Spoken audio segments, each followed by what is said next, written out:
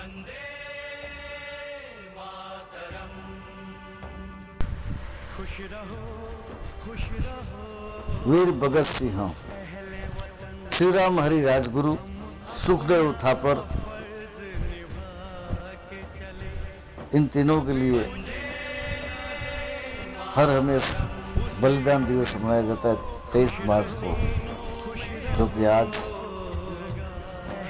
भगत सिंह, शिवराम हरि राजगुरु, सुखदेव थापर भारत के प्रमुख स्वतंत्रता सेनानी थे।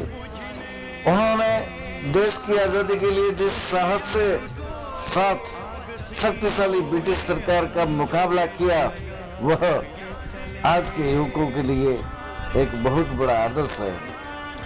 उन्होंने केंद्रीय संसद सेंट्रल असेंबली में बम फेंककर भी भागने में मना कर दिया, जिसके फलस्वरूप उन्हें 23 मार्च 1931 को उनके दो अन्य साथियों राजगुरु तथा सुखदेव के साथ फांसी दी गई। पहले लाहौर में सामदर्मवध और उसके बाद दिल्ली की केंद्रीय असेंबली में चंद्रशेखर आजाद व पार्टी के अन्य सदस्यों के साथ बम विस्फोट करके ब्रिटिश साम्राज्य के विरुद्ध खुले विद्रोह की बुलंदी प्रदान की थी। हिंदी में प्रखर चिंतक रामविलास शर्मा ने अपनी पुस्तक स्वाधीनता संग्राम बदलते परिश्रम में उनके बारे में टिप्पणी की है कि ऐसा कम होता है कि एक क्रांतिकारी दूसरे क्रांतिकारी की छवि का वर्णन करे, और दोनों ही शहीद हो गए। रामप्रसाद बिस्मिल 19 दिसंबर 1927 को शहीद हुए। उसने पहले मई 1927 में भगत सिंह की काकोरी के वीरों में परिचय लेख लिखा। उन्होंने बिस्मिल के बारे में लिखा, कैसे नौजवान कहाँ से मिल सकते हैं, आप युद्ध विद्या के बड़े कुशल हैं, और आज उन्हें फांसी का दंड मिलने का कारण भी बहुत हद तक यही है। इस वीर को फांसी का दंड मिला और आप हंस दिए।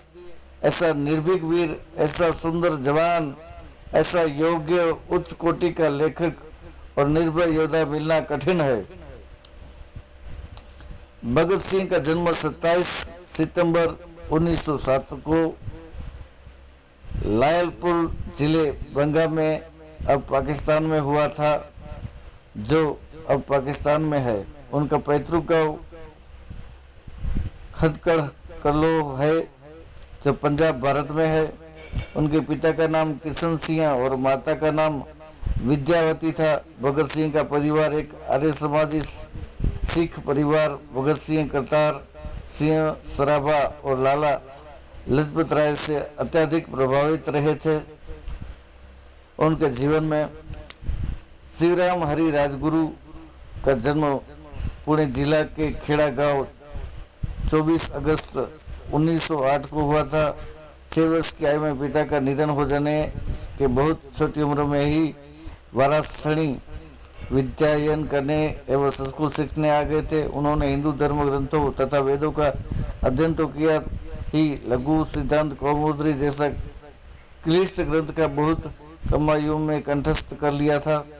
उन्होंने कसरत व्यायाम का बेहद शौक था और छत्रपति शिवाजी की छापामार युद्ध शैली के बड़े प्रशंसक थे। वाराणसी में विद्याध्ययन करते हुए राजगुरु का संपर्क अनेक क्रांतिकारियों से हुआ।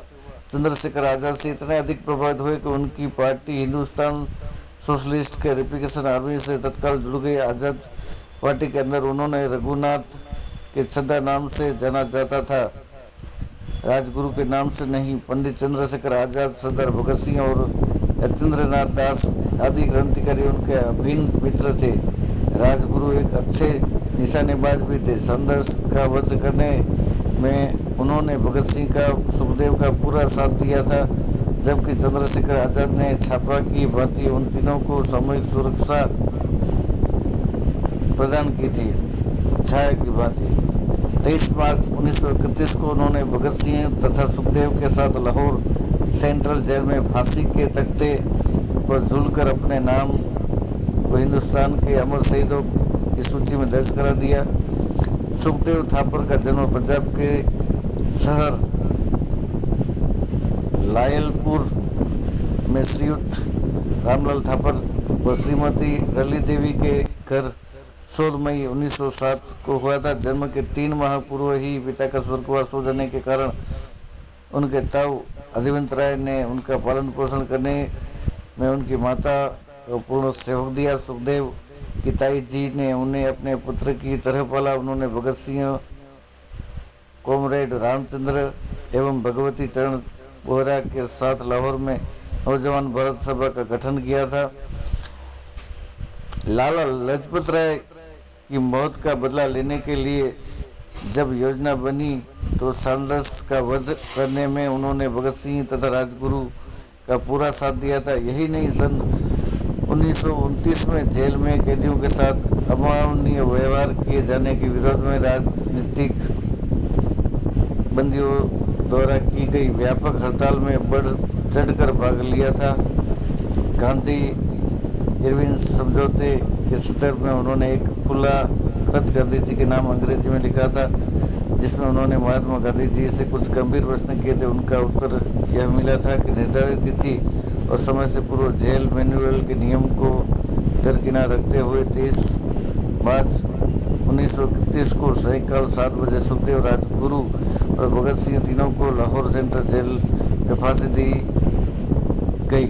इस प्रकार भगत सिंह तथा राजगुरु के साथ सुखदेव ये मात्र 23 वर्ष की आयु में शहीद हो गए थे।